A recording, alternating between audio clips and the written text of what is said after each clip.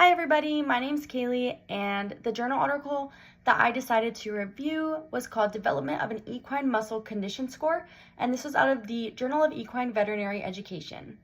In this article, they talked about how muscle mass affects performance and health in horses, and we wanted the Equine Muscling Condition Score to be used by veterinarians, trainers, owners, and more simply because using those large machines, sonograms, and the ultrasonographic imaging, stuff like that, it's also large, it's inconvenient, it's expensive.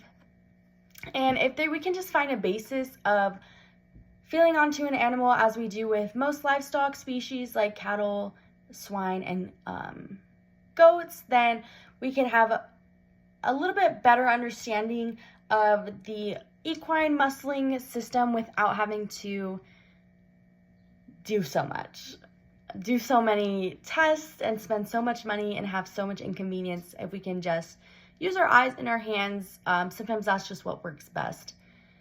In this study, they used 7 different muscles, and I may pronounce some of these wrong, but we have the splenius, the brachiocephalicus, the multifidus, the longissimus dorsi, the gluteus medius, the semitendinosus, and the tensor fascia latae. So that's our 7 muscles. Those range from the neck down to the back and into the rump. So we have the whole anatomy of the horse basically covered in terms of where their muscle growth will be. In this study, they used 29 horses. 25 of those horses were thoroughbreds. We had 5 stallions, 10 geldings, and 10 mares that were thoroughbreds. And then we had some Danish warm blood and some crossbred horses come in the latter end of the study, which involved 2 mares, 1 gelding, and 1 stallion. So at the beginning of this study, they actually used ultrasonographic images, and they took these images of the same 2 muscles on 2 different horses 10 different times, and then they kind of averaged out those numbers to get a little bit more of a baseline in terms of what we can kind of expect in variation. And then once we did that, they kind of evaluated those images and then set forth a 5-point scale ranging from 1 through 5. 1 basically being that the spine of the scapula shows above the line of the muscles, the spinous processes along the back show, and then the top line of the rump is more of a triangular shape, so there's less gluteus medius muscle there. I'm not going to go in 2 and 4. I'm just going to kind of go and hit the main ones. The 3, that means that the spine of the scapula is level with the other muscles. Your spinous processes are not showing. Your back has like a nice even round shape, and then the top line of the rump is also round. And then number 5 is the spine of the scapula is clearly below the line of muscles. The back is very thick and it's almost flat, and then there's a very sharp transitions on the muscles of the rumps and kind of into the legs.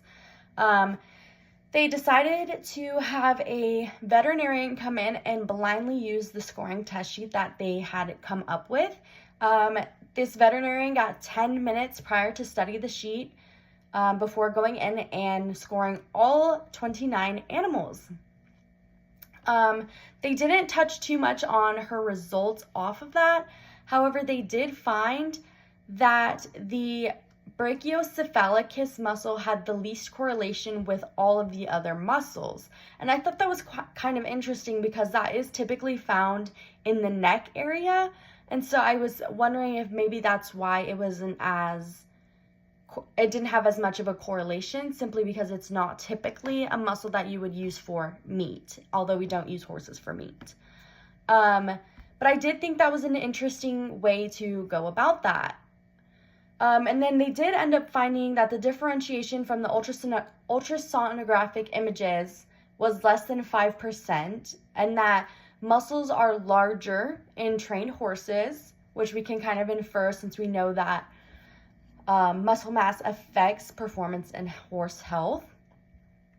For some improvements regarding this research, I would firstly recommend using a different variety of horses. I think using all thoroughbreds is a little bit leaning onto the bias side, I think using some thoroughbreds, but also maybe throwing in some draft horses, or maybe throwing in some quarter horses, some paint horses, some palominos, stuff like that, just to get a different variation in there. Just like if we were doing cattle, we couldn't just do all Angus and then not include Hereford if we're trying to establish a new muscle and condition score. So I think that's something that could be improved, but also using different disciplines. So maybe not just jumping horses, maybe a rodeo horse, maybe a barrel racing horse, something like that, to just give a little bit of variety. And then lastly, I would say all of the horses were around the same age, although they were different ages. I feel like they could have had a different variety of age. For instance, maybe a stallion who had just turned 2 versus a stallion that had just turned 15. I think those would have quite interesting differences in muscle conditioning that would be interesting to look at. Overall, I thought this was a really good article. I thought it might be interesting to see how it would be if we possibly grouped these performance animals based off of their EMC in order to see how they perform. But overall, I thought this article was really interesting, and it touched on things that I hadn't learned about in previous classes yet. Thanks for watching. Bye.